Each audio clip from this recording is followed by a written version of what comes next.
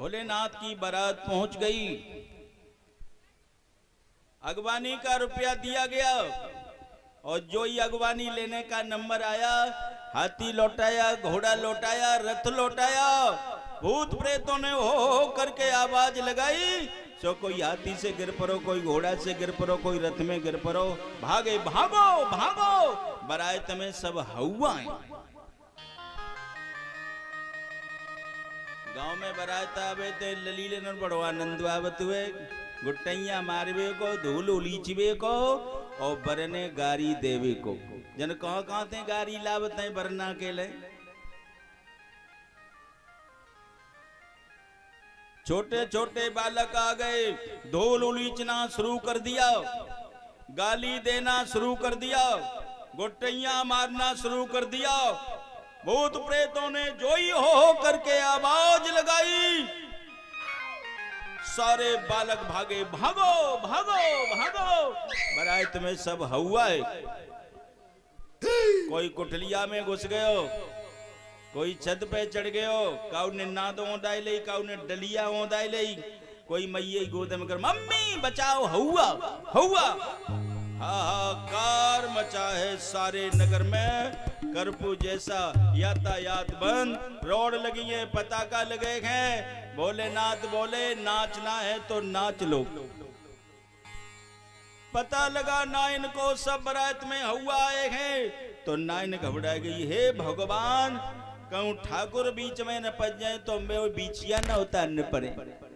देखी देखी मेरो जिया घबराई, देखी देखी मेरो जिया घबराई। कैसी आई ये बारात, कैसी आई ये बारात। ताली बजा के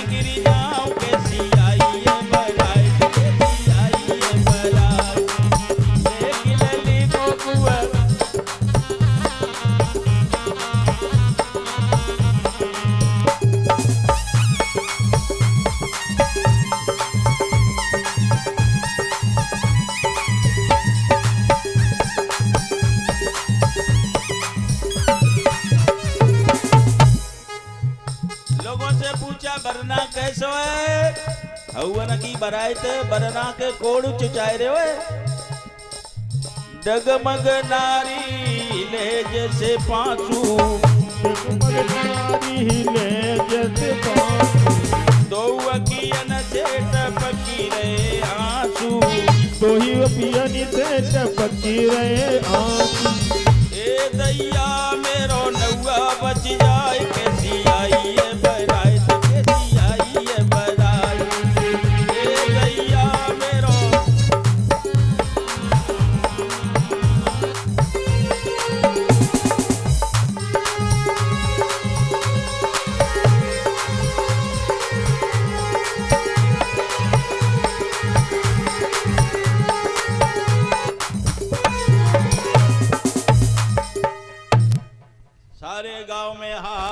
मचा है। भूत प्रेतों ने नाचना शुरू कर दिया और नाचते नाचते मुख्य दरवाजे पर बारात पहुंची। बरना की आरती कहीं दरवाजे पर उतारी जाती है और कहीं कहीं आरती जन्माशय में उतारी जाती है। मुख्य गेट पर बारात पहुंची। मैना आरती का थाल लेकर के कुछ माताओं के साथ में पार्वती के साथ की लड़कियां भोलेनाथ जो ही पहुंचे, मैना ने तिलक किया, आरती उतारना शुरू कर दिया। नाग ने फुसकार मारी, दीपक बुझ गया। भूत प्रेतों ने हो करके आवाज लगाई तो थाली कहीं पड़ी और माताएं वैसे बहुत हिम्मत बाई होती है ना जे घर में जो रस्सी डाल दे और जो जे बीजो की जाए के सांप हुए तो घुसे ही ना है सबई रात ना बाप कमरा में जाई सांप हुए रस्सी थोड़े ही है रस्सी को ही सांप बनाए दे माताएं नारी स्वभाव सत्य कवि कहीं अब गुड़ आठ सदा उड़ रही साहस अनरत चपलता माया बे अविवेक असोच अदाया हिम्मत वाली इतनी है डकैती पड़े जो हिम्मत पच जाए और जो बात डकैत की जेठ भर ले तो छोड़े ही नहीं या धनकोटा मिल जाए धनकोटा में तो बंदा है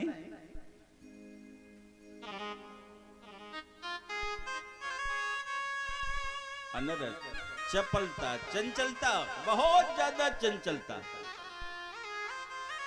माया विलक्षण है इनकी माया भगवान ही जाने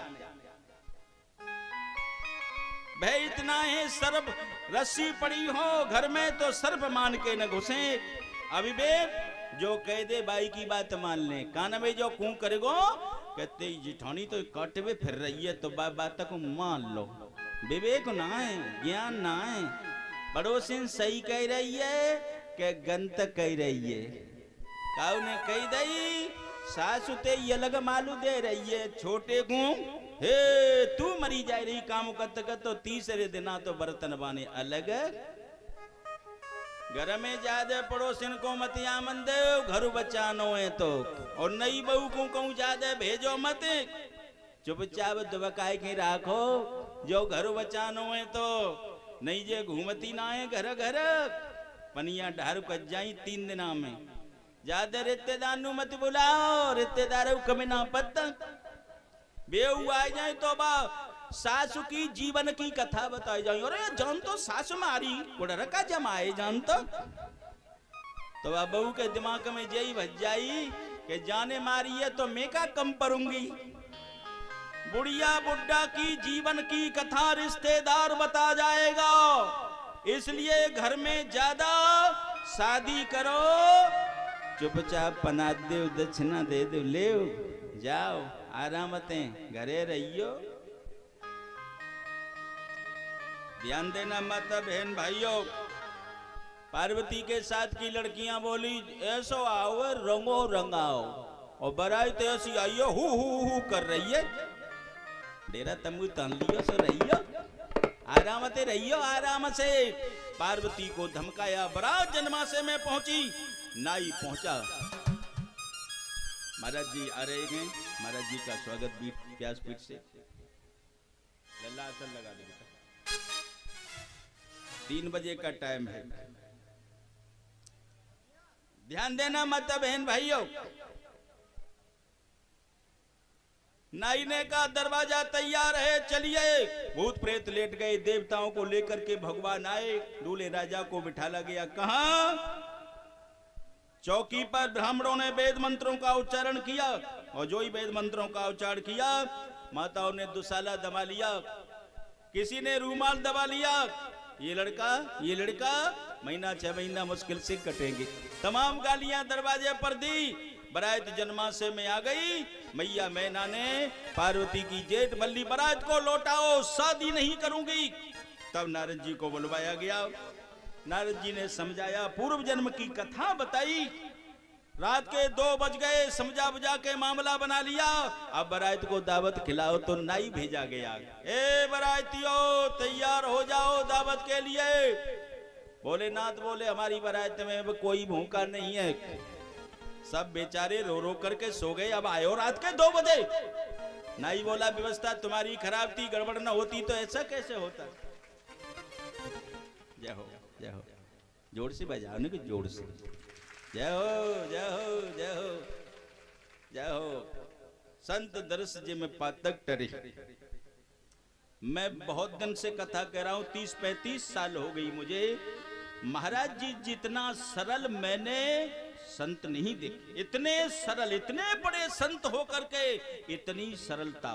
कहीं बिठा लो, कुछ खवा दो, कहीं लिटा लो, ये बहुत बड़ी भगवान की कृपा। ऐसे संत कहाँ मिलते, इतने सरल संत कहाँ मिलते। मैं महाराज जी का व्यासपीठ से स्वागत करता हूं। एक बार महाराज जी के लिए जोर से ताली। पीछे वाले भाई, शुक्र शनिचर दो लड़के ज्यादा भूखे हैं, दो लड़कों को खाना खिला दीजिए। शुक्रदेव शनिचर को भेजा, शुक्रदेव शनि दोनों चले। नाई घबरा गया, कहीं ज्यादा भूख लगी हो तो कहूं बीच में मेलो ही ना कले कर ले। नाई बोलो हमारा यहाँ का ये विधान है, जो वैरायती होता है वो आगे चलता है और घरायती होता है वो पीछे चलता है। चलो आगे चलो भैया। दोनों को आगे कर लिया, मुड़ के देखेंगे तो भाग जाऊंगा। ऐसे करके नाई दोनों को लेके पहुंचा। हिमांचल बोले और बारात कहाँ गई? बोले महाराज इनको ही खिला लीजिए। डबुआ पत्थर पड़ोसे गए, चार चार पूड़ी का पास किया गया और चार चार पूड़ी का जब पास किया गया, पत्थर मरोड़ी डबुआ रखे एक बार में खा गई। द्वारा पास किया गया, डबुआ रखे पत्थर मरोड़ी एक बार में खा गए। और ज्यादा सामान करो, डबुआ रखे पत्थर मरोड़ी एक बार में खा गए। हिमांचल ने कहा ज्यादा लड़के भूखे, इन्हें रसोई घर में बंद कर दो। दोनों लड़कों को रसोई घर में बंद कर दिया। भोलेनाथ की ऐसी माया, न पूड़ी बची, न सब्जी बची, न रायता बचा, कुछ नहीं बचा, सारा सामान खा गए। दीवारें खरोंच खरोंच करके खा रहे हैं, कच्ची दीवारें खरोंच खरोंच के खा रहे हैं। माताओं को चूल्हे की मट्टी और भाइयों को ये पोतना मट्टी बहुत अच्छी लगती थी। माताएं चूल्हे की मट्टी खूब खाती थी। यहाँ से आगे का प्रसंग विदा और विवाह। महाराज जी अपनी बात कहेंगे, इसके बाद में विवाह और विदा 10 मिनट में होगी। फिर आप भक्त ध्रुव की कथा सुनेंगे। आवाज खोलिए। महाराज हिमांचल ने कहा ये माया किसकी है? नाई बोला भोलेनाथ की माया है। बारात में पहुंचे हिमांचल ने हाथ जोड़े, मैं सब बारातियों से माफी मांगता हूं, मेरे अपराध को क्षमा कर दो। किसकी माया है? जो सारा सामान खा लिया और दो लड़कों का पेट नहीं भरा। भगवान विष्णु मुस्कुराइए, तुम्हारे दामाद की महिमा है। भोलेनाथ के हाथ जोड़े, मैंने रिश्तेदारों को गालियां दी, मैंने बुरा भला कहा, मैं सबसे माफी मांगने आया हूँ। विष्णु ने कहा कोई बात नहीं है, बारात में तो गाली पड़ती हैं, पढ़ने दो। भोलेनाथ से कहा इस माया को समेटो। भोलेनाथ ने 2.5 पत्ता तुलसी के दे दिए, दोनों लड़कों को खिला देना। डकार भरने लगे, सामान जैसा था वैसा हो जाएगा। नाई लेकर के चला।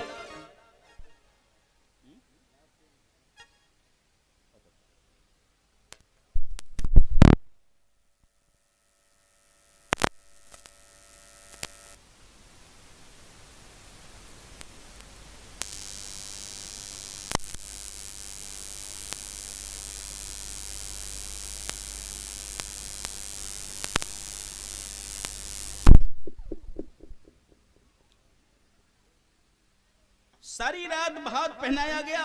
दोनों लड़के जन्माशय में आ गए, जैसा सामान था वैसा सामान हो गया। भोलेनाथ से कहा भगवान विष्णु ने ऐसी माया समेटो, ये जो तुम्हारा मंगल भेष है इस भेष को बदलो। विवाह नहीं होगा, बारात लौटानी पड़ेगी, बड़ी बदनामी होगी। भोलेनाथ ने कहा चिंता न कीजिए नाथ, अब जो नाटक करना था वो मैंने कर दिया, अब नाटक को समेटूंगा। भोलेनाथ की 16 साल की अवस्था, घुंघराले बाल, गले में नाग की माला, बिच्छुओं के कुंडल, इतना सुंदर स्वरूप भोलेनाथ का, मेरे भोले से बढ़िया कौन होगा। नाई जब पहुंचा जन्माशय में तो भोलेनाथ को देख करके दंग रह गया। ये रात वाला वरना है? रात वाला वरना नहीं है, ना ना ना ना ना ना ना, व्यवस्था की गई है, बदला गया है। नाई में तो हो गया। नाई लेकर के जन्माशय के नीचे पहुंचे, दरवाजों मंडप के नीचे पहुंचे। मैना ने और महाराज हिमांचल ने खिड़की से झांक करके देखा, आंखों में आंसू आ गए। बा जो नारद जी ने बताया वो ही निकला। इतना सुंदर स्वरूप, लड़का भले ही काना हो, लड़का भले ही लंगड़ा हो, लेकिन दामाद तो अच्छा होना चाहिए। क्यों? दामाद देख करके किया जाता है। लड़का तो प्रकृति की देन है, लेकिन दामाद देख करके किया जाता है। कुछ देवता साथ गए, ब्रह्मा जी गए, पार्वती को निकाला गया। पार्वती को निकाल करके पीले हाथ कराए, को स्वर्ण का दान किया। बेटी की शादी में साकोचार पढ़ा जाता है, और साकोचार जब पढ़ा जाता है तो 3 पीढ़ी का नाम पूछा जाता है। पंडित जी ने पूछा तुम्हारे पिता कौन है? कोई नहीं। नारद जी बोले ब्रह्मा जी को बता दो, क्या बात है? मेरे पिता विरंची। तुम्हारे दादा कौन है? कोई नहीं। बोले विष्णु को बता दो। हमारे दादा विष्णु जी। तुम्हारे परदादा कौन है? शंकर मुस्कुराए बोले सबका परदादा तो मैं ही बैठा हूँ, और सब देव हैं, मैं देवों का देव महादेव हूँ, सबका परदादा मैं बैठा हूँ। पीले हाथ कराए गए, ग्रंथि बंधन कराया गया, हवन कराया गया, और बेटी की 7 भामरें डाली गई। और भामर डालने के बाद में वचनबद्ध किया, 7 वचन दिए। भोलेनाथ ने, पार्वती ने कुछ वचन दिए, दोनों को अलग अलग ले जाया गया। भोलेनाथ गले में से नाग उतार करके उसी मंडप में लटकाए। जन्माशय में आ गए, नाग फुसकारे भर रहा है, नाई आया महाराज इस नाग को उतारो। बोले भोलेनाथ कुछ लेंगे? तब मैना ने कुछ व्यवस्था की, और भोलेनाथ नाग को लेकर के आए।